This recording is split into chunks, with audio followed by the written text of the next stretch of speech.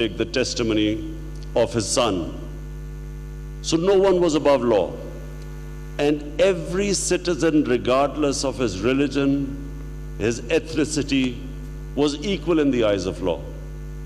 So number one was rule of law, and number two, the first welfare state in the history of mankind, where all the weak strata of society were taken care by the state. So widows, orphans, handicapped, poor people, and pensions were introduced during the state of Medina. So the old people were also taken care of by the state. So this is what the state was built upon: tolerance, justice. And that state became the basis of one of the greatest civilizations in history for the next 700 years. Pakistan was meant to emulate that state. We lost our way. We went far away from that ideal. And if you ask me why Pakistan could not achieve its great God-given potential, it's because of this fact, that nations without a vision eventually die. There is always a vision that keeps members of a human community together. When the reason why the human community should have been together, when that reason fades away, so does that nation. So my vision is to go back to the reason why Pakistan was made. Go back to the vision of Pakistan, what the founding fathers envisaged Pakistan to be. So a welfare state. Even though our country is suffering from probably its worst economic crisis, we have already embarked upon making our country into a welfare state. We've started first time health insurance in Pakistan for the weakest section of the society. We've given almost 6 million families have been given a health insurance where they can go to any hospital and get basic health care. Then we've started these shelter homes for people living on the streets. We have set up almost now 200 shelter homes where people can go and sleep, get food, and this program is going to be expanded all over the country. Then we have probably, in Pakistan's history, allocated the greatest amount of money for poverty alleviation in a program called Asas. And the program envisages giving the poorest of poor cash handouts. We've increased that number. And then, of course, helping them to graduate out of poverty by giving them ways and means of making a living, giving them livestock and so on, educating them skills, loans. The greatest number of scholarships ever given in Pakistan history, again, to the intelligent and poorer section of the society. This is just the beginning. As time passes, the whole attention of the government is going to be how to lift the poorer section of the society. In modern day, we are inspired by the example of China, which raised 700 million people in the last 30 years out of poverty. So, allow wealth creation, but use that extra wealth to help the lower section of the society. Close the gap between the rich and the poor. And this, for me, is the society we want in Pakistan, a civilized society. Rule of law, we have a big problem in our country. There's a certain elite section of the society which is above law, which considers itself above law. We have developed these mafias over a period of time, cartels use their power to artificially raise prices which the poor people have to pay. So political mafias. So the two-tier: one, to raise people out of poverty; second, to fight these mafias which are keeping this country back. So that's, in a nutshell, my vision of Pakistan. And let me just now go on to the other reason, because this is the Islamic center. I came to Malaysia this time. Number one, it's always a pleasure to meet our role model, Dr. Mahathir Mohamad, who we consider someone who's a statesman who's changed the destiny of so many people.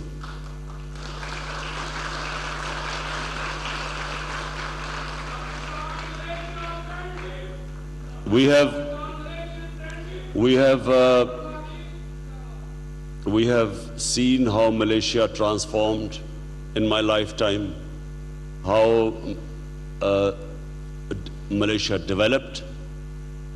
But what I also like about Malaysia, it's a very civilized society. Why do I say civilized society? I find there is a harmony between religions, between ethnic groups, which I think is, as I repeat, hallmark of a civilized society. We like to look upon the golden age of Islam. All different religions lived together. There was tolerance, acceptance. Religion was never treated as something which people could be brought in through force. Religion was purely something about the heart and the mind, not physical. And in Malaysia, you see this tolerance, the way people live, which in my opinion is really to be admired. I was supposed to come here in December at the KL summit. The reason was that we wanted to highlight Islamophobia. Islamophobia has grown. I spent my early days playing professional cricket in England, traveling the world.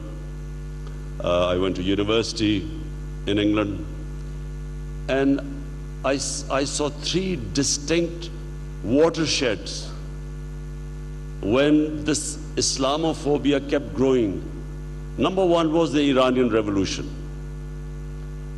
Iranian Revolution spread fear in the Western world that the entire Muslim world will be taken over by an Islamic revolution, which will be anti the West. So that was the first time in the Western countries this fear of Islam started. And this idea that this revolution will go against the Western interests. So that was number one. Then came 1989. An awful character called Salman Rushdie wrote a book which was blasphemous, called Satanic Verses. That became the second watershed, because the reaction in the Muslim world to the book could not be understood by people in the West, because they needed to understand why were the Muslims reacting to this blasphemy against a prophet. I consider that the biggest failure of the Muslim world, the Muslim leadership, because it was up to the Muslim leadership to explain to the Western people, why did it matter to us so much? We needed to explain to them that Prophet Muhammad, peace be upon him, lives in our hearts. Why do we love him so much? Why do we respect him so much? We needed to explain to people. In the Western countries, specifically in Europe, religion is not taken the way we Muslims live our religion. There were comedy programs about their religious figures. When I first went to England, I was shocked. They have a completely different attitude. So we needed to explain to them Why was this causing us so much pain? We failed. And from then onwards, in the West, this idea came that Islam is an intolerant religion, it's against the Western values, and so on, and so the Islamophobia started increasing from then. Then came 9/11. Now 9/11 was simply so many criminals, 15 or 16 or however they were, criminals conducting a terrorist act.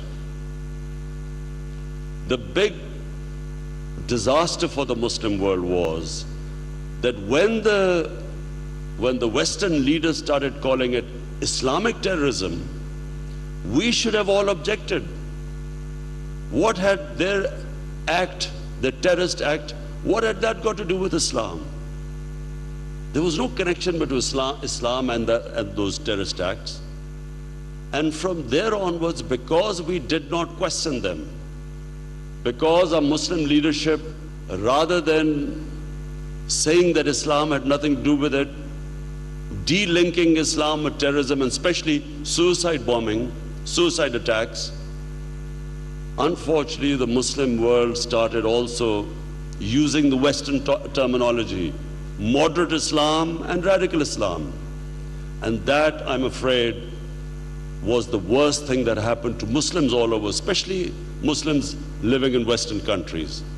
Because how was the common man in the street, how was he going to distinguish between a moderate Muslim and a radical Muslim? So all Muslims became, for them, terrorists or radicals. So Islamophobia started growing even more. And because we the Muslim countries, did not stop and question this, that terrorism and religion have no linkage. Suicide attacks were then also linked to Islam, because a suicide attacker, when he blew himself up, he was supposed to go to heavens. So this connection meant that Muslims were more prone to suicide attacks.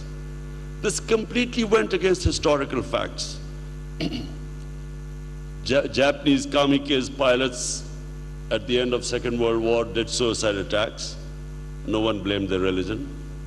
Tamil Tigers, in fact, before 9/11, majority of suicide attacks were by Hindu Tamil Tigers.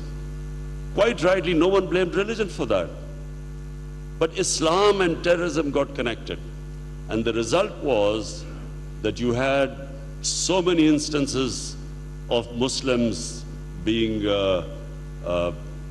terrorized in Western countries, Muslims being insulted, even worse, like that guy in New Zealand who walks into a mosque and shoots 50 worshippers because he couldn't tell what was the difference between a normal Muslim and a terrorist or a radical Muslim. So this was the big disservice we did to Islam. Again, I blame the failure to the leadership of the Muslim world. And that's why when I spoke to Prime Minister Mahathir in New York during the United Nations General Assembly, and I spoke to President Erdogan, the idea was that we would meet here and we would highlight this and form some sort of a media that actually corrects these misunderstandings about Islam, some deliberately done by those who want to demonize Islam, but most of the time because of ignorance. And also educate our own young people, because of the mobile phone, our children now have access to information. Never in human history children ever had access to such information. So there was a need to give the children alternate information about the history of Islam, or give them an alternate point of view, because the world is moving in a direction, and with these new technologies like artificial intelligence and big data and all this coming in, it is very important that we develop a narrative, at least give our younger generation, Muslims, at least give them an idea of what was the origin, what are the misconceptions, what is real Islam, because that way we will strengthen them. Neither will they fall into propaganda which is blatantly biased against Islam, nor will they go towards the extremes, because there's an extremist propaganda which is luring our younger people towards extremist ideologies. So that was the idea behind, and we are still pursuing it. We hope to come up with a media which gives our children understanding, and of course, and the non-Muslims, that really what is real Islam, rather than those people defining Islam who have no idea or who have a bias. So, that's it. I want to listen to your questions.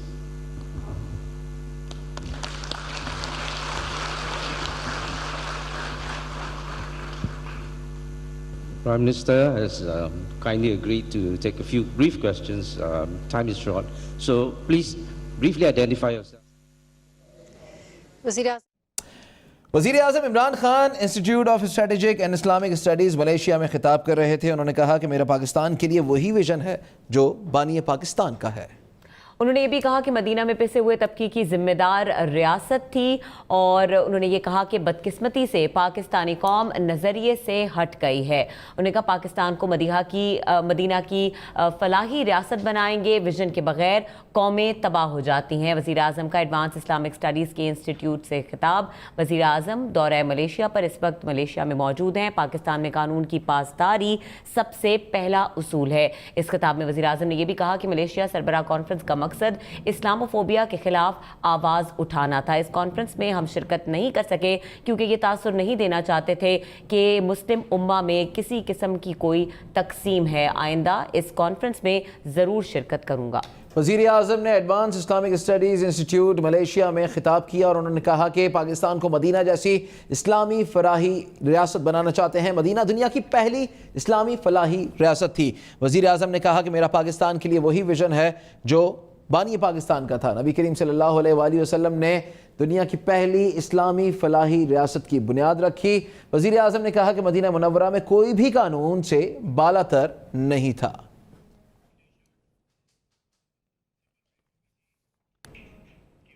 Bulletin میں یہاں وقت ہوا ہے ایک break کا. ہمارے ساتھ رہی.